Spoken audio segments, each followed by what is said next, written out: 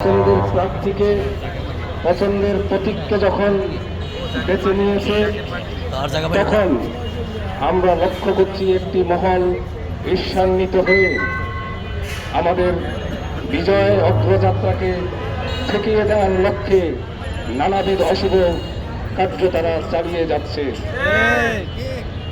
তারই অংশ হিসাবে ঢাকা 12 আসনের সবচেয়ে আলোচিত জায়গা কারওয়ান বাজার জামাত ইসলামী দাড়িপাল্লা প্রতীকের নির্বাচনী ক্যাম্পের অগ্নিসংযোগ করে তারা একটা ন্যাক্কারজনক ঘটনা সংঘটিত করেছে। আজকের এই সমাবেশ থেকে এই সকল সন্ত্রাসীদের প্রতি আমরা ধিক্কার জানাই। আমরা বলতে চাই, সন্ত্রাসীদের কোনো দল নেই, আমরা কোনো দল বিবেচনা করব না।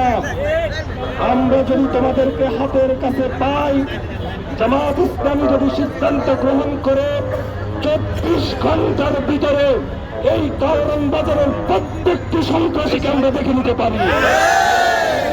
আমরা নির্বাচনের পরিবেশকে ঠিক রাখার লক্ষ্যে প্রশাসনের সহযোগিতা চাচ্ছি। এখানে সেনা ক্যাম্প রয়েছে, পাশে থানা রয়েছে, এরপরেও কেন এ ধরনের অঘটন ঘটবে? আইন শৃঙ্খলা বাহিনীর কি কোনো দায়িত্ব নেই? 17 বছরে লুকিয়ে থাকা, পালিয়ে থাকা একজন পেলারি আসামিকে রাষ্ট্রের প্যাট্রোলাইন্সে যে নিরাপত্তা দেওয়া হচ্ছে, জনগণের ট্যাক্সের পয়সা খরচ করে তার জবাব দিতে হবে। দেশের জনগণকে অনিরাপত্তার দিকে ঠেলে দিয়ে আপনার এককভাবে প্রটোকল নেওয়ার কোনো অধিকার নাই। আমরা নির্বাচন কমিশনকে বলতে চাই, এই ধরনের সন্ত্রাসী নেতাদের সকল প্রটোকলকে প্রত্যাহার করে নিতে হবে। ফ্যামিলি কার্ড দিচ্ছেন, অথচ নারীদের উপর আপনারা আক্রমণ করছেন। আমরা এটি কোনোদিন মেনে নেব না। আজকে জামাত ইসলামের কারওয়ান বাজারের নির্বাচনী ক্যাম্পে আগুন ধরিয়েছেন, লজ্জা থাকা উচিত।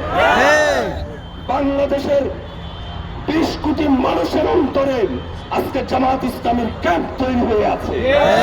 কয়টা ক্যাম্প আপনারা আগুন ধরাবেন? আজকে মা বোনদের গায়ে হাত দিতে আপনাদের লজ্জা লাগে না?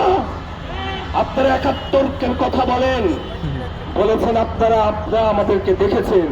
আমরা তো এখন 2026 সালে আপনাদেরকে দেখে নিচ্ছি আপনারা কত ন্যাক্কারজনক কাজ করতে পারেন। আপনারা তো সন্ত্রাসীদের গডফাদার।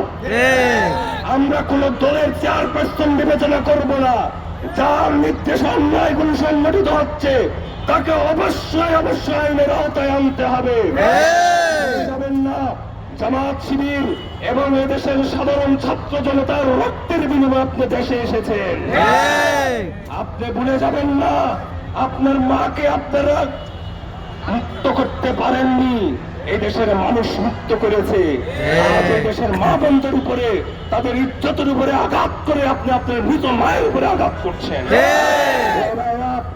আমরা এই কারওয়ান বাজারের প্রতিটি জনতার প্রতি আবেদন জানাই, আপনারা বাংলাদেশ জামাত ইসলামের এক একজন ভোট কর্মী, আপনারা সাহসের সাথে এগিয়ে আসুন, মোকাবেলা করুন।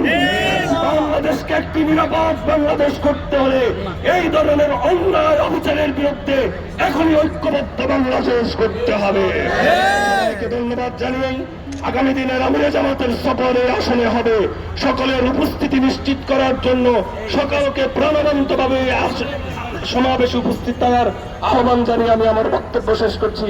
আসসালামু আলাইকুম রহমতুল্লাহ।